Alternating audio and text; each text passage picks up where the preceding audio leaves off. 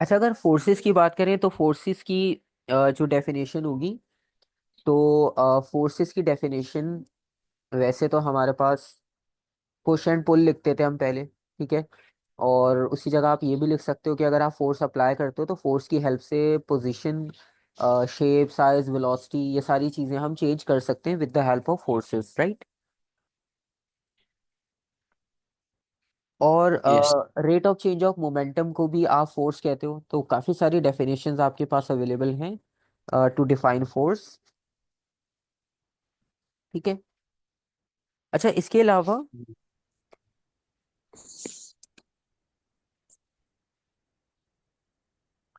अब जो फोर्सेस है ना, फोर्सेस में एक कॉन्सेप्ट होता है इक्विलिब्रियम का।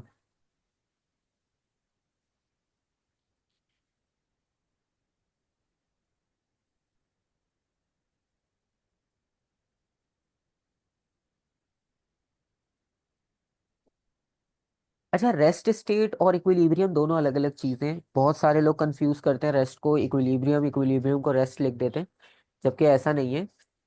इक्विलिब्रियम का मतलब ये होता है कि फोर्सेस एक्ट कर रही हो, उसके बाद भी ऑब्जेक्ट अपनी जगह से मूव ना कर रहा हो, ठीक है, तो वो इक्विलिब्रियम होती है स्टेट, ठीक है।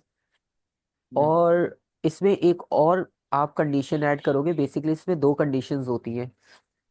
पहली कंडीशन ये होती है कि जितनी भी फोर्सेस एक्ट कर रही हैं वो जीरो होनी चाहिए। और दूसरी कंडीशन ये होती है कि जितनी भी टर्निंग इफेक्ट वाली फोर्सेस है ना, मोमेंट्स, वो जीरो होने चाहिए, ठीक है। ओके। तो इक्विलिब्रियम का मतलब ये हुआ कि यहाँ पर आपके पास फर्स्ट कंडीशन ये होगी,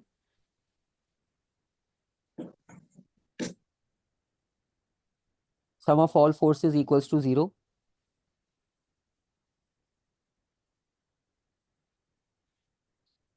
और सम ऑफ ऑल मोमेंट्स को आप जीरो लिखोगे, ठीक है। ये दो कंडीशंस लाजमी लिखनी है, अदरवाइज इक्विलिब्रियम आपके पास कंप्लीट नहीं होता, ठीक है। अच्छा, इक्विलिब्रियम के बाद अब जैसे हम एक एग्जांपल लेते हैं फोर्स की, उसमें अगर एक बॉडी जो है वो हैंग कर रही है एक स्ट्रिंग के साथ, तो हम इसमें डिफरेंट डिफरेंट एग्जांपल्स को इंक्लूड करेंगे रिलेटेड टू फोर्सेस, ताकि आपको एक क्लियर आइडिया हो सके कि डिफरेंट सिनेरियोज में फोर्सेस को आप कैसे जो है वो टैकल करोगे क्वेश्चंस में।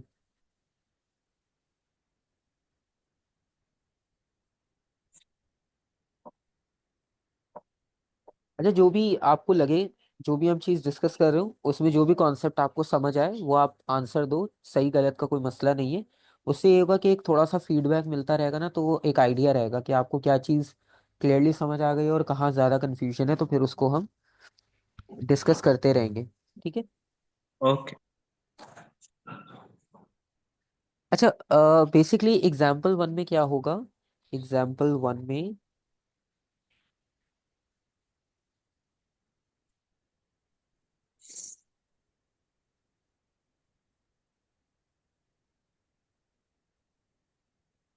एक यहाँ पर रिजिड सरफेस है और उसके साथ आपने एक स्ट्रिंग को कनेक्ट किया और उस स्ट्रिंग के साथ एक ऑब्जेक्ट हैंग कर रहा है, ठीक है। अभी कोई मूवमेंट नहीं है, पहले एक सिंपल एग्जांपल से स्टार्ट कर रहे हैं।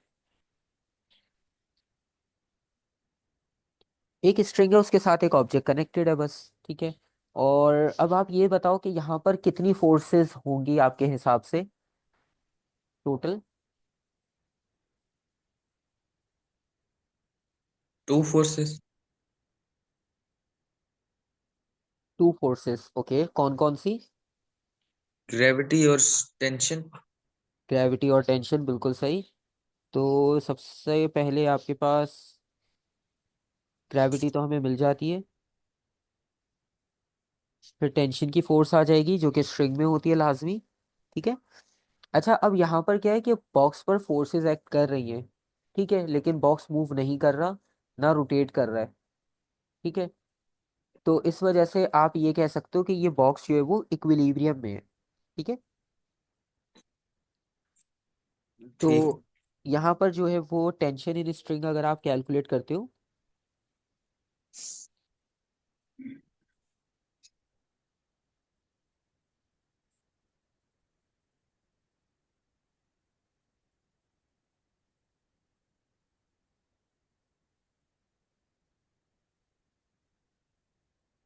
Is equals to the weight of the body, right.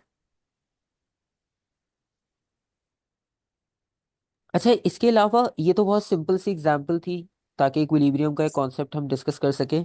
इसके बाद सर एक, जी, सर एक चीज को लिफ्ट करने के लिए सेम अमाउंट ऑफ वेट लगानी होती है उस पे, या ग्रेटर वेट लगाना, ग्रेटर फोर्स लगाना होता ग्रेटर। क्योंकि देखो जब इक्वल ऑपोजिट होगी ना तो चेंज नहीं आएगा, ठीक है, कट आउट हो जाएंगी वैल्यूज, प्लस माइनस जीरो आ जाएगी वैल्यू। है?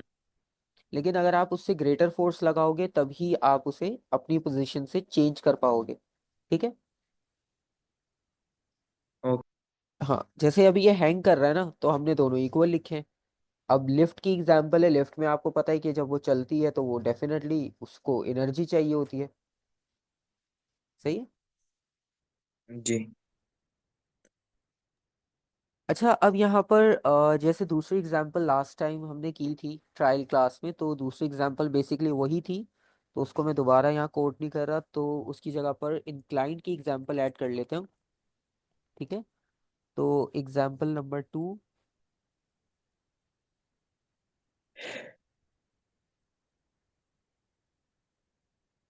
एग्जांपल नंबर 2 में अगर लेट सपोज सरफेस हमारे पास इंक्लाइंड हो तो उसमें हमें क्या करना है ये डिस्कस करते हैं।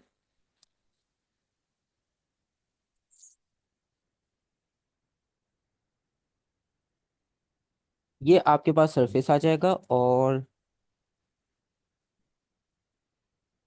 अब ऑब्जेक्ट जो है वो बिल्कुल हॉरिजॉन्टल सरफेस पे नहीं रखा हुआ, वो इस जगह पे रखा है, ठीक है। यहाँ पर अब ठीक। आपने आइडेंटिफाई करनी है फोर्सेस। तो यहाँ पर सबसे पहले बॉडी का वेट होगा, जो हर बार होता है ग्रेविटी की वजह से। और फ्रिक्शन। फ्रिक्शन भी होगी, बिल्कुल होगी।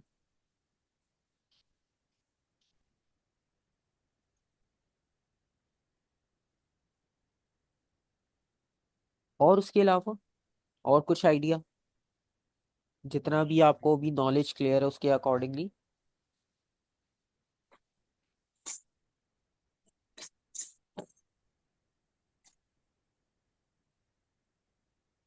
अच्छा, ये वाली फोर्सेस ऐसी है कि जो हमारे सबसे पहले माइंड में क्लिक करती हैं और ये कॉमन है, ठीक है। अच्छा, इसके ठीक। अलावा जो है ना, अब वो मेन काम है हमारा एएस में, कि इसके अलावा जो है वो एडवांस चीज़ें हम किस तरह से ऐड करते हैं और उन्हें किस तरह से जो है वो सॉर्ट आउट करते हैं, ठीक है।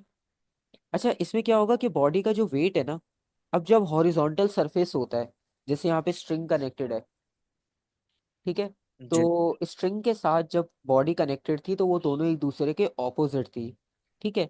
अब यहाँ पर एक फोर्स जो हम मिस कर रहे थे वो है नॉर्मल रिएक्शन। सरफेस की तरफ से जो फोर्स लगेगी वो सरफेस के बिल्कुल परपेंडिकुलर होगी, इस तरह से, ठीक है। ये कौन सी फोर्स है? ये होती है नॉर्मल रिएक्शन फोर्स। जैसे बुक को टेबल पर रखते हैं ना तो उसके ऊपर एक्ट करती है, क्योंकि बुक कहीं मूव नहीं कर रही, बुक का वेट डाउनवर्ड ओके। है, और बुक को जो है वो इक्विलिब्रियम पोजीशन में रखा हुआ है टेबल ने फोर्स अप्लाई करके, ठीक है। ओके। यस। अच्छा, अब ये सारी फोर्सेस हो गई। अब आप एक चीज इसमें सोचो कि यहाँ पर ये जो बॉडी है ये अपवर्ड डाउनवर्ड मूव कर रही है या नहीं, सिर्फ अपवर्ड डाउनवर्ड, वर्टिकल। ये एग्जाम्पल 2 में। हाँ, एग्जाम्पल 2 में 1 को इग्नोर कर दो, 1 का काम खत्म, सिर्फ 2 की बात कर रहे हैं। तो एग्जाम्पल 2 में आपको क्या लगता है कि ये वर्टिकल अपवर्ड डाउनवर्ड मूव कर रही है या नहीं, या कर सकती ये है या नहीं।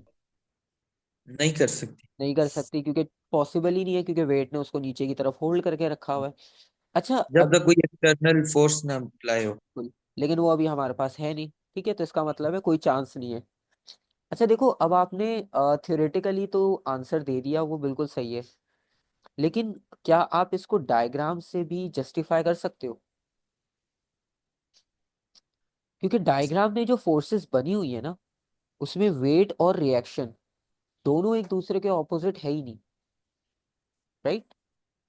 जी। अगर ये बैलेंस है और ये वर्टिकली मूव नहीं कर रही तो ये बैलेंस भी तो दिखना चाहिए, लेकिन वो तो दिख ही नहीं रहा यहाँ पे, सही है। तो अब इस चीज को जो है वो काउंटर करना है। तो ये सारी चीजें होती है छोटी छोटी, अगर आप ये हर जगह पर कंसिडर करोगे ना, तो आपके लिए बहुत इजी हो जाएगा चीजें सॉल्व करना। अब फ्रिक्शन है वो तो ठीक है, वो तो जो भी स्लोप है उसके ऊपर होगी, वो तो एक बात की बात है। लेकिन अभी जो हमारे पास वर्टिकल हमें जो दिख रहा है, वैसा जो हम लिख रहे हैं और जो दिख रहा है वो वैसा है नहीं एग्जैक्टली, तो उसको मैच करना है। तो आपको पता है वेट के कंपोनेंट्स बनाए जाते हैं, ठीक है। तो यहाँ पर कंपोनेंट्स बनाएंगे। एक कंपोनेंट आ जाएगा बिल्कुल वर्टिकल, और एक आएगा हॉरिजॉन्टल।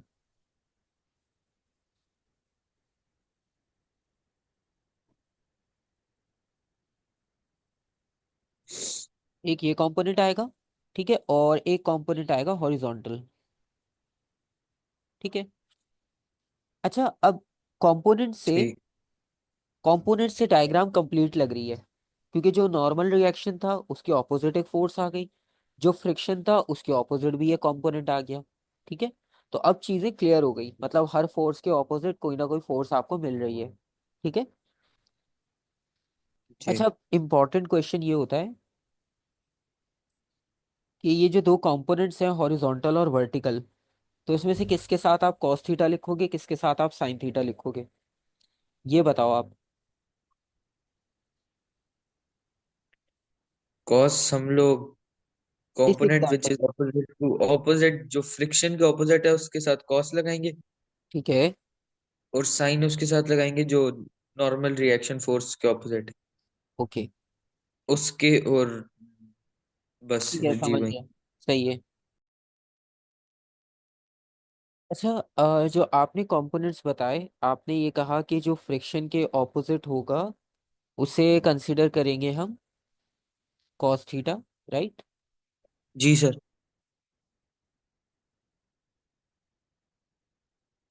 और जो नॉर्मल रिएक्शन के ऑपोजिट है, यानी ये जो वर्टिकल है थोड़ा सा, ये होगा साइन थीटा। साइन थीटा, ठीक है। अच्छा, ये वाला जो कॉन्सेप्ट है ना, यहीं पर होती है सारी मिस्टेक, ठीक है। अब वो मिस्टेक कैसे होती है, आप यहाँ पर अगर एंगल देखो, अगर आप यहाँ पर एंगल बनाओ, तो ये एंगल वर्टिकल के साथ बन रहा है या हॉरिजॉन्टल के साथ। वर्टिकल के साथ। वर्टिकल के साथ, ठीक है। अब लास्ट टाइम जो ट्रायल क्लास थी उसमें भी हमने ये चीज़ डिस्कस की थी, इसलिए ये वाली एग्जाम्पल भी करवाई है ताकि वो रिवाइज भी हो जाए और एक एग्जाम्पल भी न्यू हो जाए, ठीक है।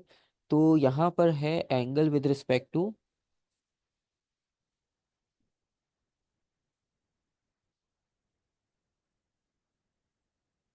Angle with respect to vertical. और इसके लिए मैंने आपको सबसे इजी मेथड बताया था, आपको अगर नहीं समझ आता ना कि ये कैसे मार्किंग कर रहे हैं हम, आप इसमें क्या करो, पेपर को रोटेट कर दो, डायग्राम अपने लिए इजी कर लो, ठीक है। आप इसे रोटेट कर दो, ठीक है, ये ऐसे हो जाएगी। अब आप ये देखो कि आपको ये राइट एंगल ट्राइंगल मिल रहा है, ठीक है। बेसिकली ये राइट एंगल ट्राइंगल कुछ इस फॉर्म में आ रहा है आपके पास। ये एक कंपोनेंट है, ये दूसरा कंपोनेंट है, और जो वेट है वो आपके पास इस तरह से, सही है। समझिए सर जी।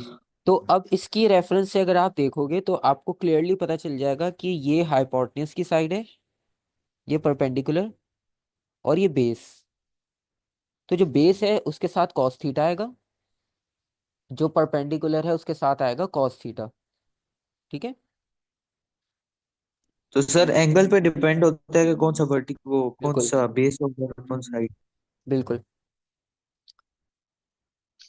क्योंकि आप प्रैक्टिकली जब देख रहे हो राइट एंगल ट्राइंगल को, और जब आप इसे नॉर्मल ड्रॉ करते हो राइट एंगल ट्राइंगल को, तो उससे आपको क्लियरली ये आइडिया हो रहा है कि कौन सी साइड्स कहाँ चली गई, अब साइड्स चेंज हो गई, ठीक है। अब आप इसे वापस सीधा करके जब देखोगे, तो नॉर्मली जब आप राइट एंगल ट्राइंगल बनाते हो तो वो ऐसा नहीं होता, राइट।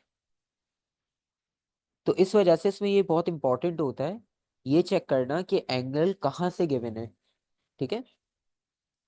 तो इसका मतलब ये हुआ कि ये जो डब्ल्यू कॉस थीटा था, जो हमने हॉरिजॉन्टल समझ के लिखा था, ये आपके पास एक्चुअली में परपेंडिकुलर है।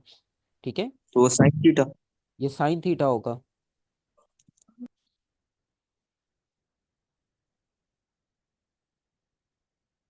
और ये साइन थीटा को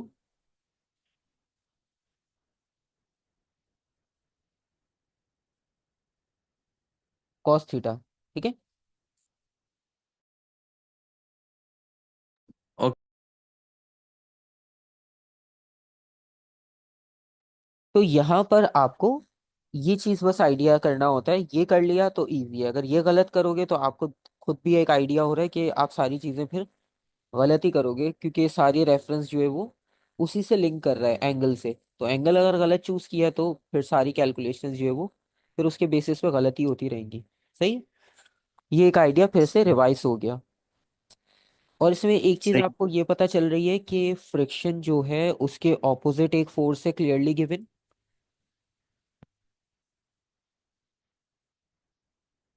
जी। वो है डब्ल्यू साइन थीटा।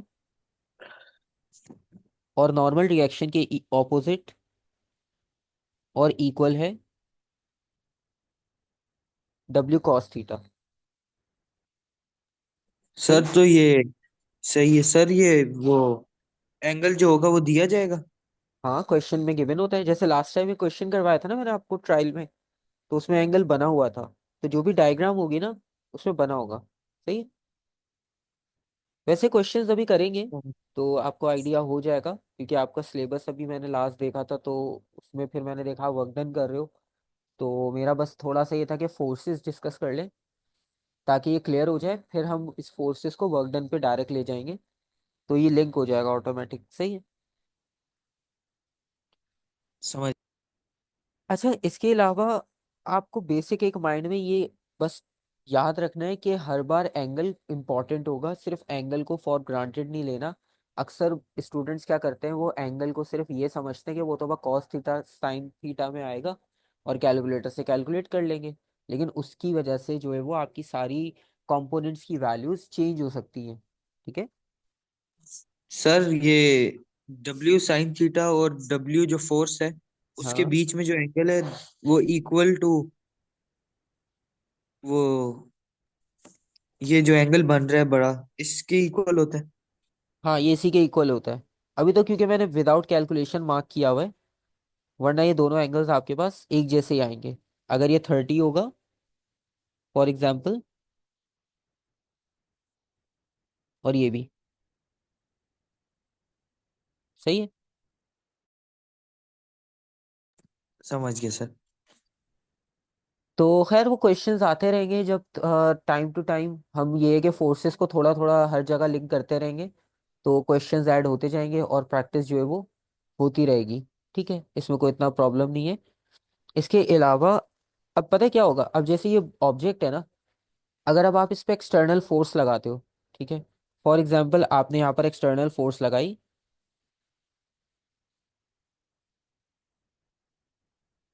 इस डायरेक्शन में। सही है? तो ऑटोमेटिक क्या आ जाएगा, वर्क डन। सही है? समझ। जिस डायरेक्शन में फोर्स उसी डायरेक्शन में डिस्प्लेसमेंट। और एंगल चेंज भी हो सकता है।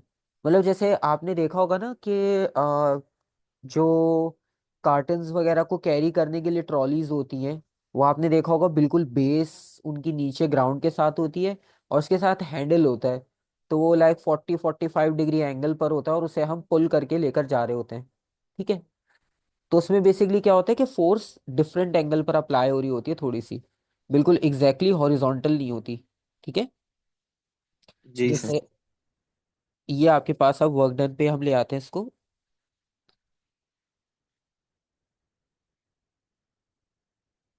ठीक है। वैसे तो डेफिनेशन इसकी सिंपल सी है, आपको याद भी होगी।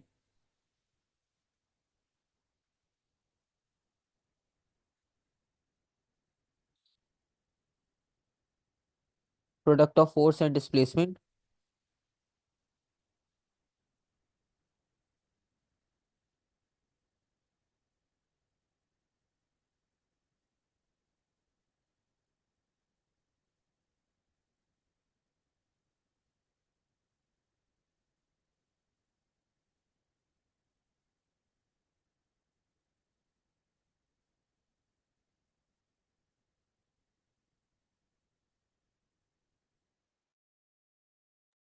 तो इसमें क्या होगा कि अलग अलग जो है वो डायरेक्शंस नहीं होगी, सेम होनी चाहिए।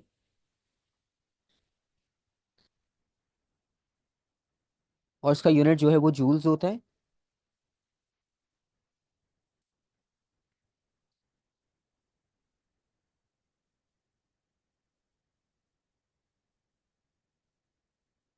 अच्छा, इसके अलावा वर्क डन में अगर कुछ ऐड होगा तो वो सिर्फ फोर्स का एंगल होगा। ठीक है, एंगल आपने समझ लिया है। ठीक है, तो और कोई इसमें प्रॉब्लम होगी नहीं, बस एंगल्स का ही प्रॉब्लम होता है। अच्छा, इसके अलावा ना, अब एएस में आपने देखा होगा डेरिवेशंस बहुत आती है, छोटी छोटी, हर टॉपिक में कुछ ना कुछ डेरिवेशंस होती है। यहाँ पर भी एक डेरिवेशन आती है, बहुत सिंपल सी है। उसे हम कहते हैं वर्क डन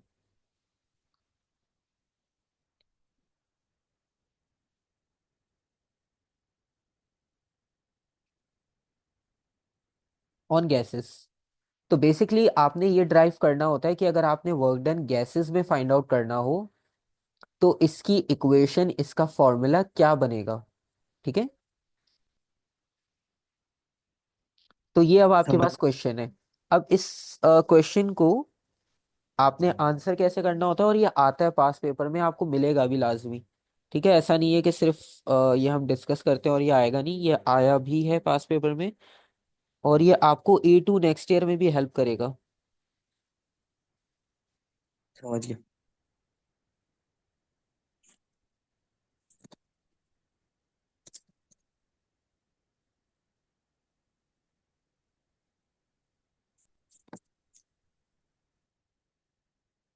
अच्छा, अब यहाँ पर जो है वो एक कंटेनर है, और कंटेनर की दो अलग अलग हमने कंडीशंस को डिस्कस करना है। पहले कंटेनर में आपने पिस्टन को यहाँ कनेक्ट किया। ठीक है, और आप इसे हीट सप्लाई करना शुरू करोगे, मतलब ये नहीं शुरू से हो रही थी, आपने अभी ऑन किया है। क्योंकि डायग्राम में तो हम वर्किंग पूरी होते हुए नहीं दिखा सकते, तो इसलिए एक्सप्लेनेशन साथ हो रही है, आप देखना। अब इसे हीट प्रोवाइड करना शुरू किया, तो थोड़े टाइम बाद क्या होगा, ये जो पिस्टन है ये ऊपर की तरफ जाना शुरू कर देगा। ये फ्री टू मूव है, ठीक है, फिक्स नहीं है ये, फ्री टू मूव है। ओके। तो डेफिनेटली ये ऊपर की तरफ जाएगा।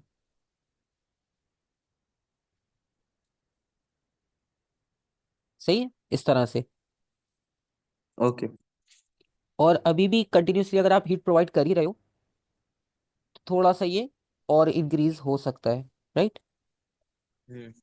अच्छा, बेसिकली यहाँ पर हुआ क्या कि वॉल्यूम हो गया इंक्रीज, और जब वॉल्यूम इंक्रीज होता है तो प्रेशर में क्या चेंज आता है। वॉल्यूम इंक्रीज होता है तो प्रेशर लेस हो जाता है। प्रेशर लेस हो जाता है, बिल्कुल सही। तो ये हमने बॉयल्स लॉ में पढ़ा था, उसे हम डायरेक्ट अप्लाई कर रहे हैं।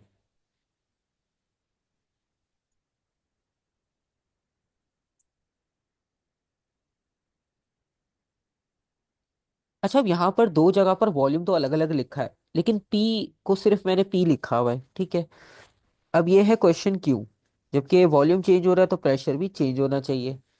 लेकिन यहाँ पर जो है वो प्रेशर सेम हो जाएगा। अब उसकी लॉजिक क्या है, क्योंकि जो इसकी इक्वेशन बनेगी ना वो भी आपको यही चीज़ डिफाइन करेगी। तो पहले समझ लेते हैं कि ये ऐसा क्यों हो रहा है, फिर इक्वेशन से भी आपको आइडिया हो जाएगा कि वाकई ये चीज़ ऐसे ही ड्राइव होती है। ठीक है, क्योंकि जो ओके। चीज़ इक्वेशन से ड्राइव हो रही है इसका मतलब है वो साइंटिफिकली उसी तरह एग्जिस्ट करती है। अदरवाइज वो दोनों चीज़ें इक्वेशन से ड्राइव नहीं हो पाएगी, जो भी आप इक्वेट कर रहे होगे एक दूसरे के इक्वल। अच्छा, आप ये देखो कि इनिशियली अगर आप वाटर को बॉईल करते हो, क्योंकि गैस जिस तरह से वैसे वाटर है, तो वाटर को आप बॉईल करने लगते हो, तो वो उसको हम देख पाते हैं, इजीली ऑब्जर्व कर पाते हैं, गैसेस को नहीं। तो इसलिए वाटर की एग्जांपल्स लेते हैं हम ज़्यादातर। आपने उसे बॉईल करना शुरू किया और उसमें भी आपने लेट सपोज इस तरह का एक कवर रखा जो कि मूव है, जिस तरह सिरिंज जो होती है आपके पास मूवेबल। अब लेट सपोज वो सिरिंज मूवेबल है, आपने हीटअप करना से शुरू किया, वो क्या करेगा, उसके पार्टिकल्स जो हैं वो पहले से ज़्यादा वाइब्रेट करना शुरू होंगे। और जब वो पहले से ज़्यादा वाइब्रेट करना शुरू होंगे तो वो उसके पिस्टन को जाके हिट करेंगे। और जब वो पिस्टन को हिट करेंगे, पिस्टन ऊपर की तरफ जाना शुरू हो जाएगा। सही है। अच्छा, जी। अब ये हुआ इस वजह से था कि पार्टिकल्स को जब हीट मिली ना, उसे चाहिए अब ज़्यादा स्पेस वाइब्रेट करने के लिए। ठीक है, जैसे पॉपकॉर्न होते हैं, पॉपकॉर्न को आप इनिशियली जब रखते हो उसमें, तो वो अपनी जगह से मूव नहीं कर रहे होते, लेकिन जैसे उन्हें हीट मिलती है तो फिर वो वहां पर आपको पता है पॉपअप करके ऊपर जाने की कोशिश करते हैं जितनी उनकी कैपेसिटी है। ठीक है। तो यहाँ पर भी सेम यही सिनेरियो होगा कि पार्टिकल्स जो हैं वो गैस के, वो मूव करना के लिए ट्राई करेंगे ज़्यादा एम्पलीट्यूड के साथ, लेकिन अब उन्हें ऊपर स्पेस मिलेगा नहीं, क्योंकि ऊपर आ जाएगा पिस्टन, और वो पिस्टन से जाके कंटिन्यूसली करेंगे स्ट्राइक। अच्छा, उस वक्त प्रेशर बढ़ेगा, स्टार्ट में प्रेशर बढ़ेगा, लेकिन आपने पिस्टन को रखा है फ्री। तो जब पिस्टन ऊपर चला जाएगा ना, तो पार्टिकल्स को जितनी स्पेस चाहिए थी वो स्पेस उन्हें मिल जाएगी। ठीक है। और जब उन्हें स्पेस मिल जाएगी, तो पिस्टन फिर से फ्री हो जाएगा, मतलब उस पे जो फोर्स अप्लाई होना शुरू हुई थी वो अब फिर से मेंटेन हो जाएगी जैसे पहले थी, और पिस्टन अपनी जगह पर एक पॉइंट पर आकर इजीली फिर सस्टेन हो जाएगा फिर से। ठीक है। तो समझिए। इससे प्रेशर ये होगा कि प्रेशर अपनी जगह पर वापसी कांस्टेंट चला जाएगा, बढ़ेगा पहले, लेकिन फाइनली जब हम देखेंगे तो वो आपको वैसा ही दिखेगा जैसा वो इनिशियली था। तो यहाँ पर हम लिखते हैं पिस्टन मूव्स एट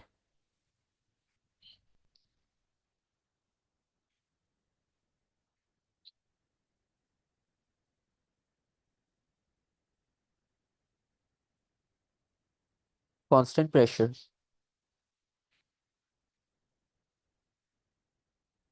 अच्छा, कोई इसकी ना एक्सप्लेनेशन पूछेगा नहीं, अभी जितनी भी डिस्कस की है कोई पूछेगा नहीं, लेकिन ये था कि सिर्फ आपको आइडिया क्लियर हो जाए कि ये ऐसा होता है तो क्यों होता है, रीजन क्या है, तो वो बस डिस्कस किया हमने। अब वर्क डन का फॉर्मूला लिखेंगे, F × D। ठीक है। अब F की जगह पर आपने ऐसा फॉर्मूला यूज करना है जिसमें प्रेशर आता हो। तो फोर्स का कोई ऐसा फॉर्मूला आपको याद हो जिसमें प्रेशर भी आता हो, क्योंकि हमारी एग्जाम्पल में प्रेशर और वॉल्यूम की बात हो रही है। फोर्स का ऐसा फॉर्मूला है जिसमें प्रेशर हो। हाँ, force, pressure equals force over area. बिल्कुल सही। तो pressure equals to force over area, और उसमें से फोर्स इक्वल होगा प्रेशर इनटू एरिया के। सही है। तो W इज इक्वल्स टू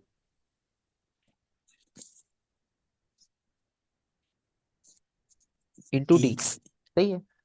तो पी ए मल्टीप्लाई हो रहा है डी के साथ, और यहाँ पर अब एरिया और जो डी की वैल्यू है इनको हम कर देंगे कंबाइन।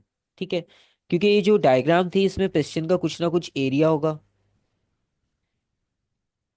और ये जो इसने डिस्टेंस या डिस्प्लेसमेंट कवर किया है वो इस तरह से आएगा, W इक्वल्स टू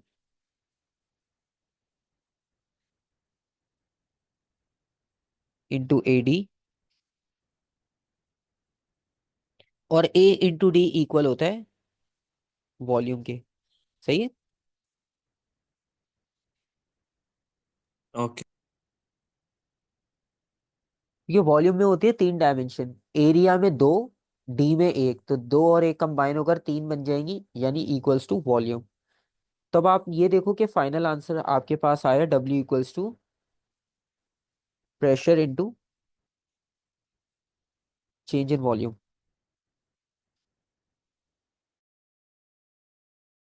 तो ये आपके पास इक्वेशन अगर कहीं पर ड्राइव करने को आती है, और ये टर्म्स आप माइंड में रखो कि अगर वो आपसे पूछते हैं work done by gas at constant pressure को आपने इक्वेशन की फॉर्म में बताना है, तो वो इसी की बात हो रही होगी। ठीक है। ओके। हाँ। अच्छा, अब इसमें प्रेशर कांस्टेंट है, और अगर इसकी ग्राफिकल रिप्रेजेंटेशन की बात करें, क्योंकि हमने लास्ट टाइम भी काइनेमेटिक्स में ग्राफ्स को काफ़ी डिटेल डिस्कस किया था, तो अब आप किसी भी क्वांटिटी का ग्राफ खुद भी बनाकर चेक कर सकते हो कि उसका ग्राफ आपको क्या रिजल्ट देगा। फॉर एग्जाम्पल,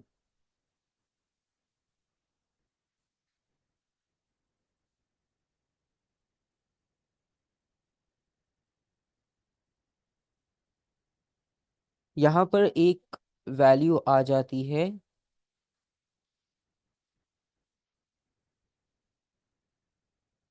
पास्कल्स,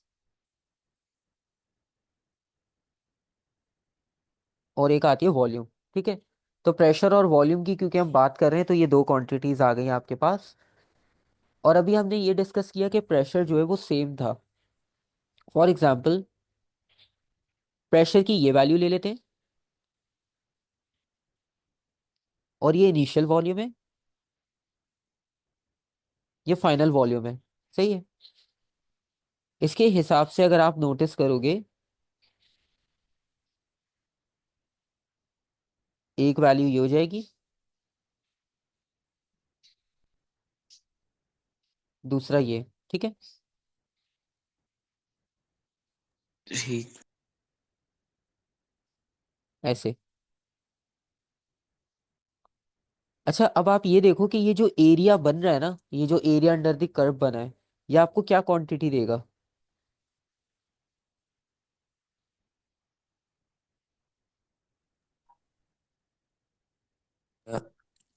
एरिया ये ग्रीन कलर।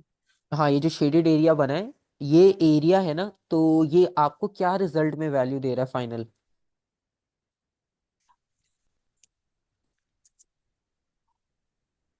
अच्छा देखो, जर्नली अगर देखो ये रेक्टेंगल बन रहा है। सही है।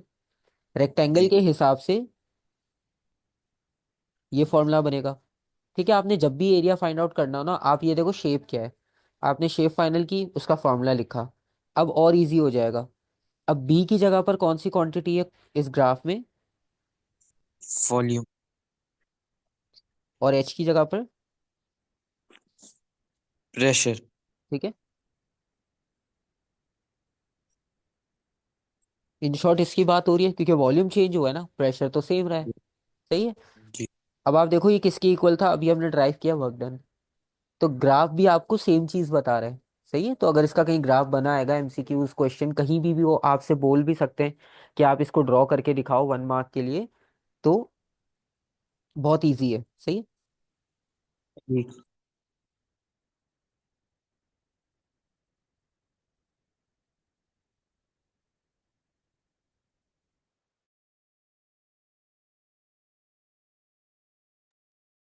तो ये आपके पास आ गई वर्क डन की वैल्यू।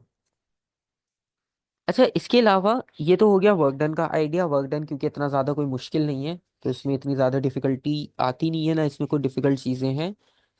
अच्छा, एनर्जी के बारे में अगर हम बात करें, तो एनर्जी के बारे में आप मुझे ये बताओ कि रिन्यूएबल और नॉन रिन्यूएबल के बारे में आपको क्या कॉन्सेप्ट क्लियर है? Renewable resources of energy, non renewable resources of energy, तो उसके बारे में आप क्या लिखोगे अगर वो आपसे पूछते हैं, या कोई भी आपसे पूछे what is renewable resource of energy, तो कैसे एक्सप्लेन करोगे आप उसे? सर वो चीजें मुझे जरा कंफ्यूज। ठीक है। अच्छा, अगर हम रिन्यूएबल की बात करते हैं, ठीक है, रिन्यूएबल को आप ऐसे याद रखो कि ये वर्ड रिसाइकल से लिया गया है जैसे। ठीक है। अब रिसाइकल का वर्ड होता है कि आप एक चीज को बार बार यूटिलाइज कर रहे हो अलग अलग फॉर्म में। ठीक है। जैसे आपने प्लास्टिक को यूज किया, फिर उसके प्लास्टिक बैग्स बना लिए, फिर आपने उसको मोल्ड करके और प्लास्टिक टॉयज बना लिए, तो इस तरह से आप एक चीज को बार बार जो है वो यूटिलाइज कर रहे हो। ठीक है, सेम मटेरियल को। तो ये होता है रिसाइकलिंग। इसी तरह से आपके पास कॉन्सेप्ट होता है रिन्यूएबल का।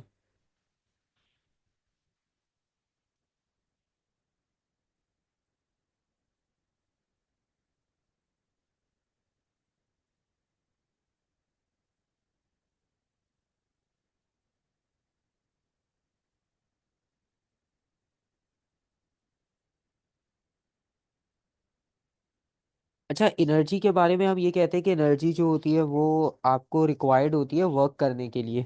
सही है। जी। अच्छा, रिन्यूएबल में क्या होता है कि रिन्यूएबल वो सारे रिसोर्स होते हैं कि जिन्हें आप अगेन एंड अगेन यूज कर सकते हो। तो वो होते हैं नेचुरल, जिन्हें आप एक ही चीज को बार बार यूज कर सकते हो। ठीक है। अब जैसे पेट्रोल की अगर आप एग्जांपल लो, अगर आपने 1 लीटर पेट्रोल लिया और आपने 1 लीटर कंज्यूम कर लिया, तो वो 1 लीटर दोबारा तो नहीं आएगा जब तक हम न्यू 1 लीटर ऐड ना कर ले। राइट। तो इसका मतलब है पेट्रोल की एग्जांपल रिन्यूएबल नहीं है, क्योंकि वो एक बार जो यूज हो गया वो हो गया। ठीक है। तो रिन्यूएबल रिसोर्सेज ऑफ एनर्जी को आप ऐसे डिफाइन करते हो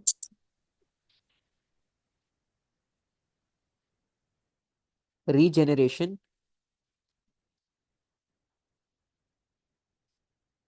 रेट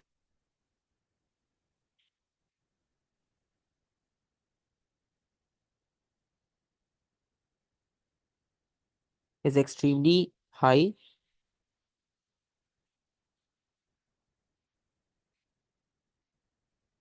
एज कंपेयर टू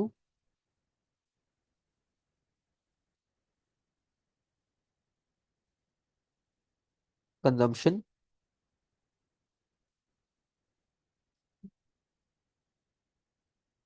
अच्छा, डेफिनेशन जो इजी लगे आप यूज करो, ठीक है। मैं ये नहीं आपसे कहूंगा कि यही वाली लिखोगे तो मार्क्स मिलेंगे। आपको नोट्स में या कॉलेज में जो भी लिखवा रहे हैं वो बिल्कुल सही होगी। तो आपको जो आसान लगती है आप वो लिख सकते हो, ठीक है। तो डेफिनेशन में कोई ऐसा प्रॉब्लम नहीं है। हाँ, कैलकुलेशन सबकी एक जैसी होती है, जाहिर सी बात है। तो उसमें आपको खुद ही पता चल जाएगा कि कौन सी कैलकुलेशन सही हो रही है, कौन सी गलत हो रही है, क्योंकि वो चेंज नहीं होती, वो सेम ही रहती हैं। अच्छा, इसमें एक चीज़ और भी कह सकते हैं।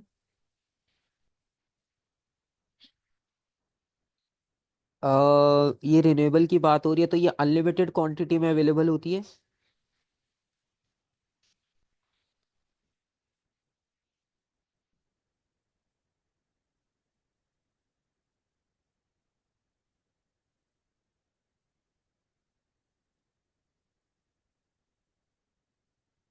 और दूसरी बात ये कि ये नेचुरल है, ठीक है।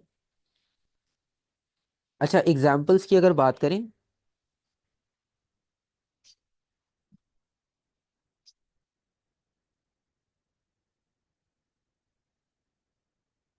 सोलर, विंड,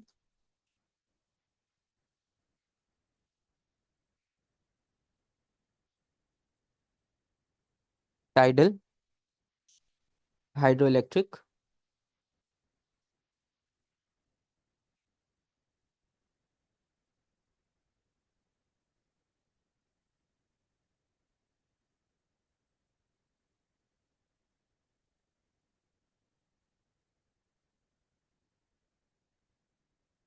जियोथर्मल,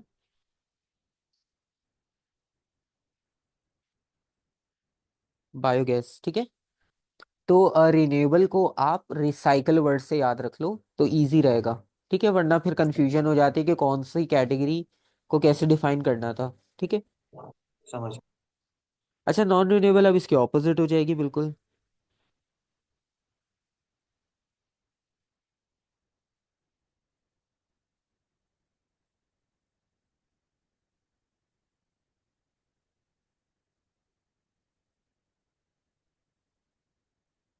अच्छा, नॉन रिन्यूएबल रिसोर्सेज की डेफिनेशन इसके ऑपोजिट हो जाएगी।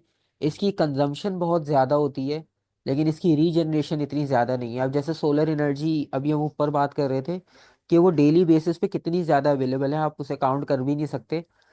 और हम उसको कितना कंज्यूम कर रहे हैं, मतलब आउट ऑफ 100 शायद ओवरऑल वर्ल्ड की बात करें तो 30% भी शायद कर रहे हो।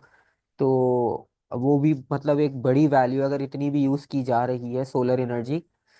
लेकिन आपको पता है कि ऐसा हो नहीं रहा, क्योंकि आजकल हमने क्या किया हुआ है, एक तो सैचुरेटेड कर दी इतनी सारी अपनी जो भी टाउन सिटी जो भी है।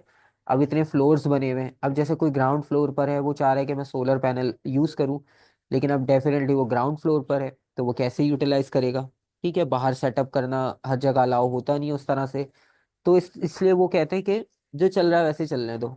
तो जनरेटर, फ्यूल और इलेक्ट्रिसिटी इसी पे हम डिपेंड कर रहे होते हैं मोस्टली। तो काफी सारी चीजों की वजह से हम ये नेचुरल रिसोर्सेस यूज ही नहीं कर पा रहे, और जहाँ कर सकते हैं वहां पर भी यूज नहीं कर रहे। तो इस वजह से इनकी कंजम्पशन रेट बहुत कम है। और ये डेली लाइफ में आपको इतना अवेलेबल है कि आप इसे काउंट भी नहीं कर सकते कि कितना अवेलेबल है। नॉन रिन्यूएबल इसके बिल्कुल ऑपोजिट है।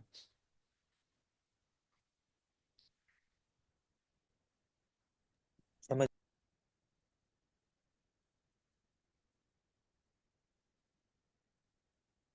सर इसकी तो सारी थ्योरी ही होगी ना। हाँ, अभी फिलहाल थ्योरी है। इनकी जो फॉर्मूला है ना काइनेटिक और पोटेंशियल के, उनकी डेरिवेशंस भी इंपॉर्टेंट है, वो भी आती हैं। तो वो करेंगे, बस फॉर्मूला तो याद ही होता है, लेकिन उसकी डेरिवेशन एएस में फर्स्ट टाइम करेंगे। आईजीसीएसई लेवल्स में नहीं थी।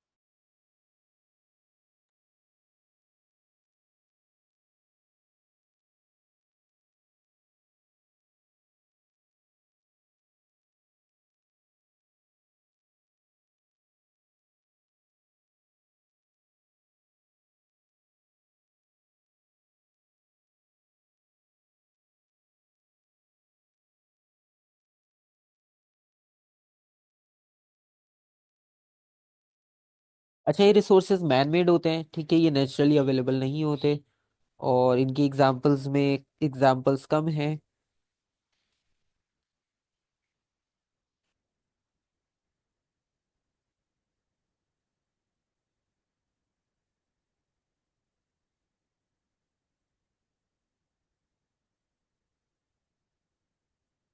न्यूक्लियर। ठीक है, ये सारी एग्जांपल्स आ जाएंगी आपके पास। और इसके अलावा अब जो बहुत सारी कैटेगरीज ऑफ एनर्जीज होती हैं, तो वो तो आपको नाम हम करते रहेंगे, क्वेश्चंस में तो आती रहेंगी चीज़ें, मसला नहीं है। टाइडल हो गई, वेव और सब हम लिख चुके हैं, इलेक्ट्रिकल, केमिकल, ये सारी चीज़ें भी आती रहेंगी। ठीक है। अच्छा, अब इसके अलावा क्या होता है कि अगर हम बात करें ग्रेविटेशनल पोटेंशियल एनर्जी की, ठीक है, तो फॉर्मूला तो आपको याद होगा ग्रेविटेशनल पोटेंशियल एनर्जी का। Weight into change in height. बिल्कुल।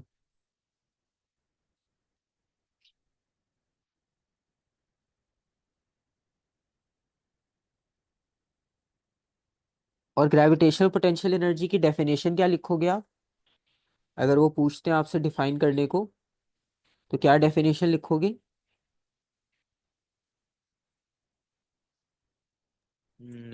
डेफिनेशन। जी, सिर्फ ग्रेविटेशनल पोटेंशियल एनर्जी की। Pull of earth. अच्छा, इसको आपने ऐसे लिखना, energy possessed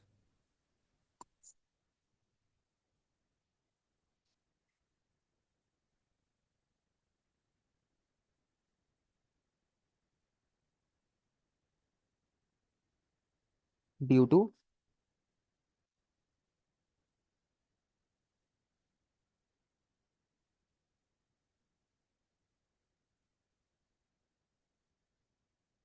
position of a body. ठीक है।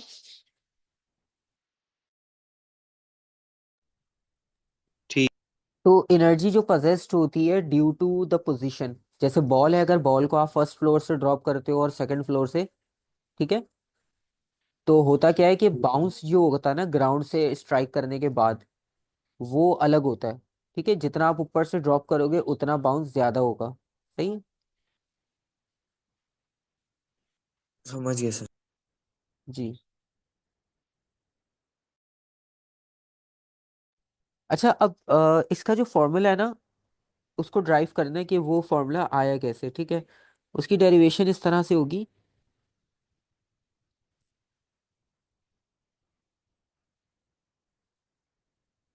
ये इक्वेशन हम यूज करते हैं। अच्छा, होता क्या है कि जब आप किसी ऑब्जेक्ट को ऊपर लेकर जाओगे हाइट पर, तो उसमें आपको वर्क डन करना पड़ेगा।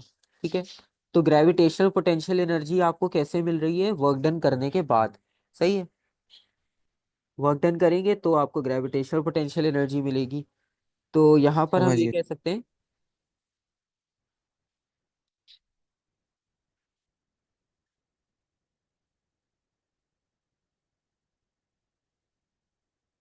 Work done. ठीक है। अच्छा, अब gravitational potential energy is equals to work done हो जाएगा, और वर्क डन की जगह पर आप सेम वही फॉर्मूला यूज कर सकते हो, F × D। समझ गया। और F की जगह पर mg। mg, और D जो है वो हाइट को रिप्रेजेंट कर रहा है बेसिकली यहाँ पर, mgh।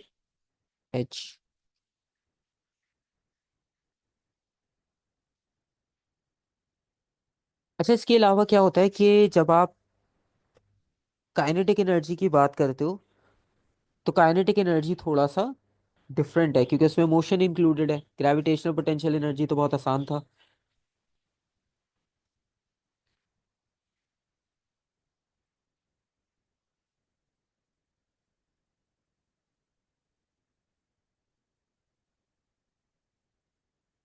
और काइनेटिक एनर्जी को डिफाइन करना हो तो हम उसको डिफाइन करते हैं, energy due to the motion of a body. Okay.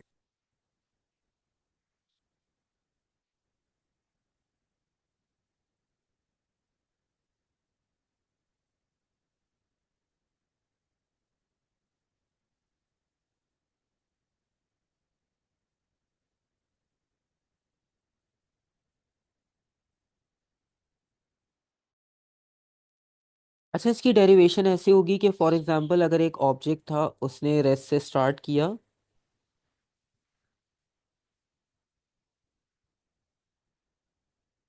और उसने फॉरवर्ड डायरेक्शन में मूव करना शुरू किया जब उस पर फोर्स अप्लाई की गई, और वो एक पॉइंट पर पहुंचा जहां पर उसकी स्पीड है v। सही है। तो इसका टोटल जी जी। डिस्टेंस हो जाएगा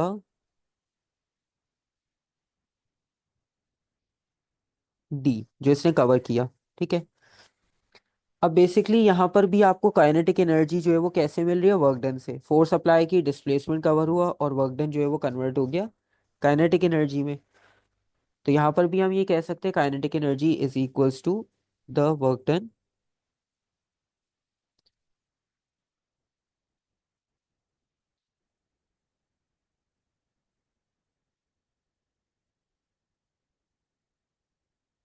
F इंटू डी, और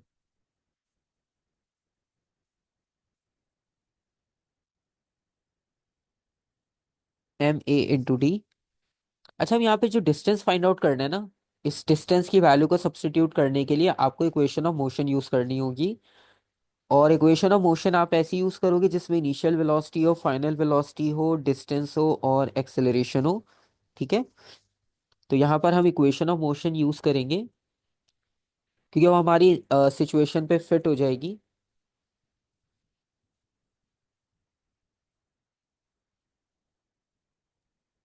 ठीक समझ। ये वाली। सही है। अब इसमें इनिशियल फाइनल आपको पता है। अब इनिशियल वेलोसिटी जीरो है क्योंकि रेस्ट से स्टार्ट हुआ है, तो वो जीरो जाएगी, इसके इक्वल हो जाएगा। सही है। और डी की जगह आप एस भी लिख रहे हो तो भी कोई मसला नहीं है। और फाइनली आपके पास डी की जगह पर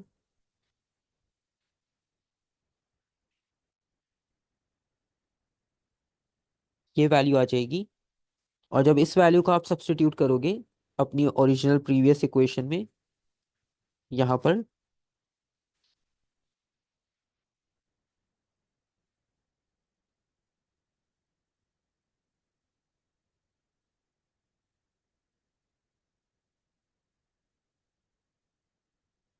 वी स्क्वायर ओवर 2a। अब यहाँ पर a और a कैंसिल आउट हो जाएगा,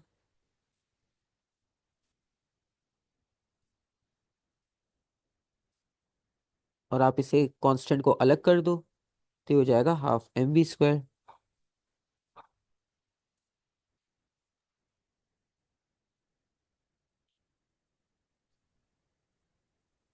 सही है। सही समझ गया सर। ये इसकी डेरिवेशन हाँ हो जाएगी कंप्लीट।